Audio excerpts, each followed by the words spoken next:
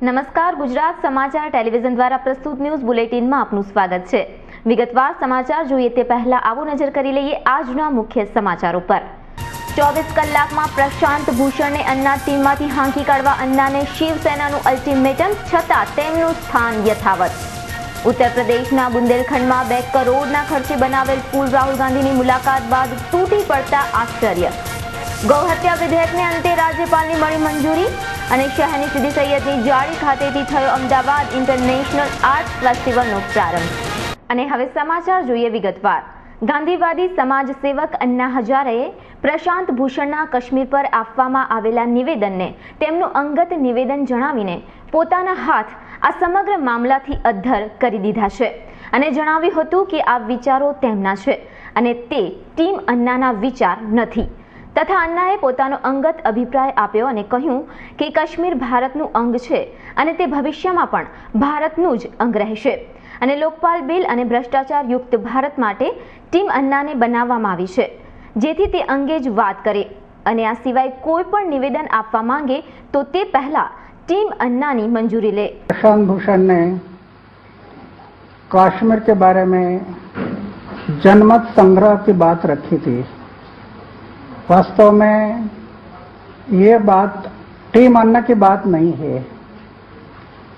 Team अन्ना सिर्फ एक ही बात के लिए बनाई गई है, जन लोकपाल बिल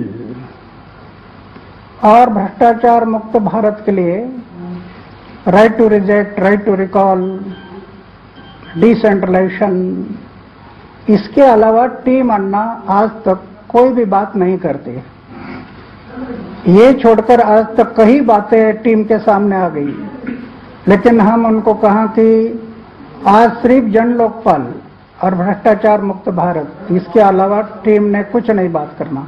भारत और पाकिस्तान बना, उससे कश्मीर ये भारत का अंग है और आगे भी वो भारत का अंग ही बनकर रहेगा, ये हमारी धारणा है, मेरी वैयक्तिक।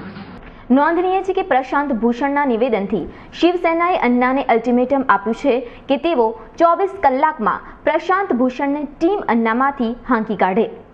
ઉત્તર પ્રદેશના મુખ્યમંત્રી માયાવતી આજે નોઈડાના પ્રવાસે હતા, જ્યાં તેઓએ કરોડોના ખર્ચે શરૂ કરવામાં આવેલ પરિયોજનાઓનું લોકાર્પણ કર્યું હતું। આ બધામાં સૌથી મોટી યોજના ડોક્ટર આંબેડકર પાર્કની છે। આ પાર્કમાં ડોક્ટર BR આંબેડકર, કાશીરામ અને માયાવતીની પ્રતિમાઓ છે। આ પાર્કમાં કેટલાક અન્ય ગુરુઓ અને સંતોની પણ પ્રતિમા છે, જેમણે સામાજિક બદલાવ માટે કામ કર્યું હતું। 33 હેક્ટરમાં બનાવવામાં આવેલા આ પાર્કમાં આશરે 700 કરોડ રૂપિયાનો ખર્ચ કરાયો છે। તો પાર્કમાં 3 વિભાગ છે, તેમજ દલિત પ્રેરણા સ્થળ પાર્કની વચ્ચે એક મોટો સ્તંભ છે। આ મુખ્ય બૌદ્ધિક સ્તંભના નીચે વિશાળકાય પથ્થરોમાં માયાવતીની જીવન ગાથાનો ઉલ્લેખ કરાયો છે।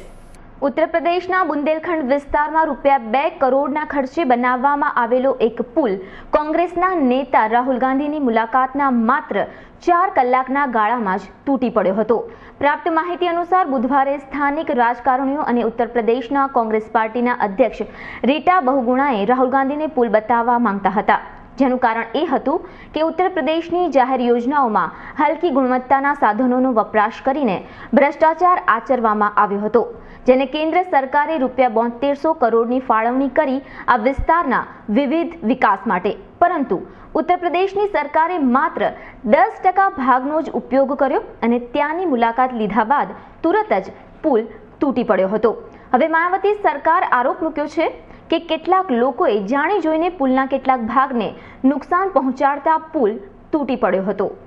ગુજરાતના રાજ્યપાલ કમલાજીની નિમણૂક બંધારણીય પ્રક્રિયાના ભંગ સાથે થઈ હતી અને તેમને ગુજરાતના મંત્રીમંડળની સલાહ વિના નિર્ણય લીધા તે કારણોસર તેમને રાજ્યપાલ પદેથી ખસેડવાની માંગ કરતી જાહેર હિતની અરજી આજે હાઈકોર્ટે ફગાવી દીધી હતી। સાથે કાર્યકારી ચીફ જસ્ટિસ AL દવે અને JB પારડીવાલાની ખંડપીઠે આવી બોગસ અને બિનપાયદાર આક્ષેપો કરતી જાહેર હિતની અરજી કરવા બદલ લખનૌના એડવોકેટને રૂપિયા 25,000નો દંડ ફટકાર્યો હતો। ઉત્તર પ્રદેશના હાઈકોર્ટમાં 150થી પણ વધારે જાહેર હિતની અરજી કરવા માટે પકડાયેલા એડવોકેટ અશોક પાંડે હાઈકોર્ટમાં એક જાહેર હિતની અરજી કરતા એવી માંગણી કરી હતી કે બંધારણમાં પ્રસ્થાપિત થયેલા સિદ્ધાંતોનો ભંગ કરીને રાજ્યપાલની નિમણૂક થઈ હોવાથી તેમને રિકોલ કરવા જોઈએ. Excellent feel, great fall, ideal finish. Fine suitings from Digjam. It's who you are.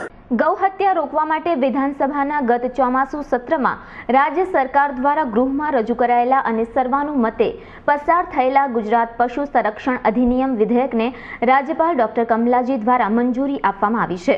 પરિણામે હવેથી ગૌવંશ ગૌ હત્યા બદલ 6 મહિનાને બદલે 7 વર્ષ સુધીની જેલની સજા અને ₹50,000નો દંડ કરવામાં આવશે. ઉપરાંત ચોમાસુ સત્રમાં પસાર કરાયેલા ખાનગી યુનિવર્સિટી અને ગુજરાત પ્રાથમિક શિક્ષણ સુધારા વિધેયકને પણ રાજ્યપાલે મંજૂરીની મહોર લગાવી દીધી છે.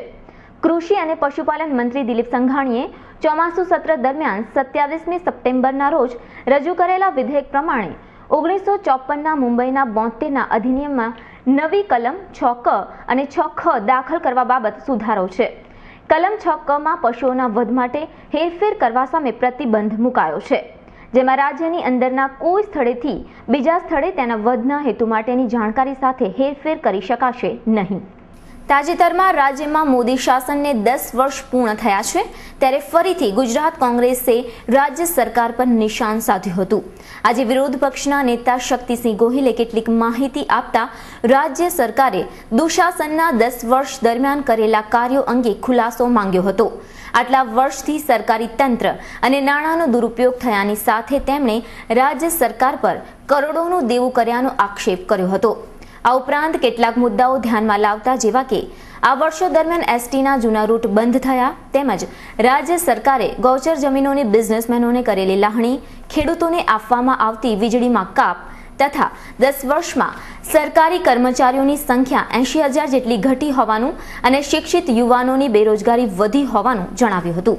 આ સાથે નકલી એન્કાઉન્ટર કેસોને લઈને તથા સંજીવ ભટ્ટના કેસને લઈને રાજ્ય સરકાર પર પ્રહાર કર્યા હતા કે નિર્દોષોને જેલમાં રખાય છે, જ્યારે કે ગુનેગારોને મહેલમાં રાખવામાં આવે છે. દુશાસનના 10 વર્ષ પછી પોતે કરેલા પાપો અને કૌભાંડોને છુપાવવા માટે જિલ્લા મથકો પર જઈને રાજકીય નાટક ગુજરાતના મુખ્યમંત્રી શ્રી કરે છે. અમને વાંધો નથી, નાટક કરે, પરંતુ ભાજપના ખર્ચે ભાજપના પૈસે કરવું જોઈએ. સમગ્ર સરકારી તંત્ર કામે લગાડાય, પ્રજાની તિજોરીના પૈસા વપરાય, એસટી બસો રેક્વિઝિટ થઈ જાય અને આમ આદમી મુશ્કેલીમાં મુકાય, એ વાત વ્યાજબી નથી. ખેડૂતને વીજળી આજથી 10 વર્ષ પહેલાં જે મળતી હતી એ વીજળીમાં વધારો થવો જોઈએ.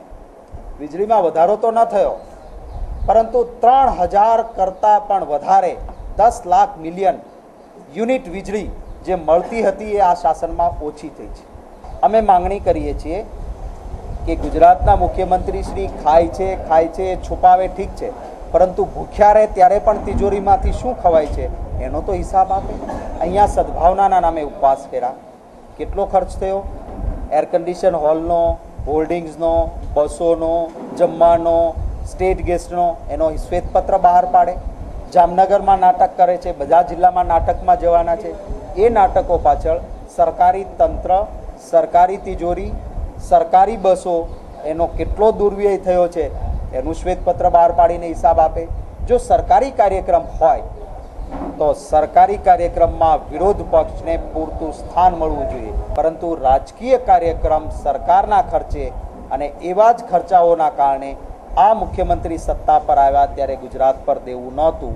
આજે 1,37,000 કરોડ રૂપિયાનું દેવું ગુજરાતની જનતા પર છે. સંજીવ ભટ્ટની ધરપકડને લઈને તેમણે ઉમેર્યું હતું કે આ કેસમાં ફરિયાદી એફિડેવિટની ઓરિજિનલ કોપીઓ પોતે લઈ લેતો હોય અને ઝેરોક્સ કોપીની નીચે ઓસી અને નોટ ફોર સબમિશન એવું અંગ્રેજીમાં લખેલું હોય તો તે સ્વીકારીને જ્યારે ફરિયાદમાં જ એમ કહે કે આવું લખાણ પછી આનો દુરુપયોગ ન થઈ શકે તો ગુનો પણ શી રીતે બની શકે, અને સંજીવ ભટ્ટની ધરપકડને ગેરવ્યાજબી ગણાવી હતી. The essence of luxury, the shades of supremacy. Fine suitings from Digjam. It's who you are. હવે દિવાળીના તહેવારોમાં ગણતરીના જ દિવસો બાકી રહ્યા છે, ત્યારે સામાન્ય રીતે દિવાળી સમયે જીવન જરૂરી વસ્તુઓના ભાવ મોંઘા થતા જાય છે, પરંતુ દશેરા બાદ નવી સિઝનની શરૂઆતથી જ ખાદ્ય તેલના ભાવમાં ઘટાડો જોવા મળ્યો હતો. સિંગ તેલમાં ₹3, જેથી હવે 15 કિલોના ડબ્બે ₹150 થી 175નો ઘટાડો નોંધાયો છે. બજારના જાણકારો પાસેથી મળતી માહિતી મુજબ આ વખતે રાજકોટ તથા અન્ય જિલ્લામાં મગફળીનો પાક સારો થતા ભાવમાં સતત ઘટાડો જોવા મળ્યો છે. પોતાની ફિલ્મ રાવણના પ્રમોશન માટે વડોદરા આવેલા સુપરસ્ટાર શાહરૂખ ખાને એરપોર્ટ પર સિગરેટ પીધાના અહેવાલે ભારે પડઘો પાડ્યો છે.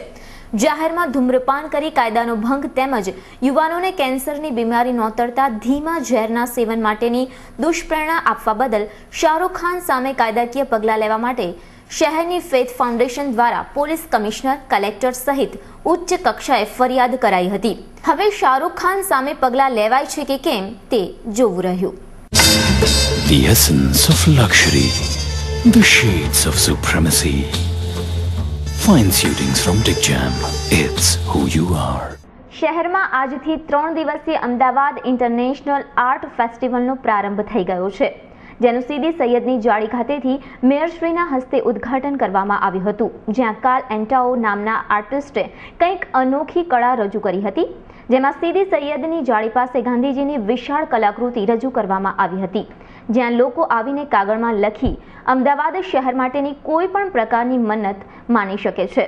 શહેરના વિવિધ વર્ગો વચ્ચેના સંબંધ વધુ મજબૂત બને તે માટે આ વિચાર રજૂ કરાયો છે.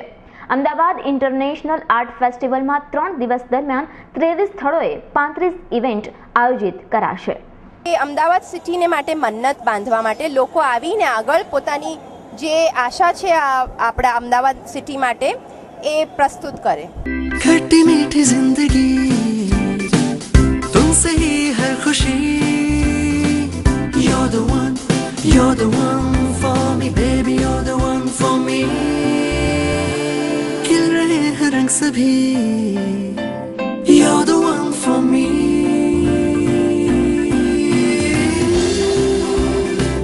You're the one. Amul ice cream bars. खट्टी मीठी जिंदगी का हर फ्लेवर. વાત આજના માર્કેટની, તો આજે શેર બજારમાં તેજી જોવા મળી હતી. આજે સેન્સેક્સ 16,836 પર ખુલ્યો હતો. દિવસભરની ખરીદારીને પગલે સેન્સેક્સ ઊંચો રહ્યો હતો. દિવસ દરમિયાન સેન્સેક્સ 16,828 થી 17,112 વચ્ચે રહ્યો હતો. દિવસના અંતે સેન્સેક્સ 198 પોઈન્ટ વધીને 17,082 પર બંધ રહ્યો હતો, જ્યારે કે નિફ્ટી 54 પોઈન્ટ વધીને 5,132 પર બંધ રહ્યો હતો. અને હવે જોઈએ આજના હવામાન સમાચાર. આજનું અમદાવાદનું મહત્તમ તાપમાન 37 ડિગ્રી સેલ્સિયસ અને લઘુત્તમ તાપમાન 27 ડિગ્રી સેલ્સિયસ રહ્યું હતું, જ્યારે કે બરોડા મહત્તમ 37 ડિગ્રી, લઘુત્તમ 26 ડિગ્રી, સુરત મહત્તમ 34 ડિગ્રી, લઘુત્તમ 26 ડિગ્રી, રાજકોટ મહત્તમ 36 ડિગ્રી, લઘુત્તમ 24 ડિગ્રી અને ભુજનું મહત્તમ તાપમાન 34 ડિગ્રી સેલ્સિયસ અને લઘુત્તમ તાપમાન 24 ડિગ્રી સેલ્સિયસ રહ્યું હતું. તો આ હતા ગુજરાત સમાચાર ટેલિવિઝન દ્વારા પ્રસ્તુત ન્યૂઝ બુલેટિન. આવતીકાલે ફરી મળીશું આ જ ચેનલ પર આ જ સમયે. નમસ્કાર.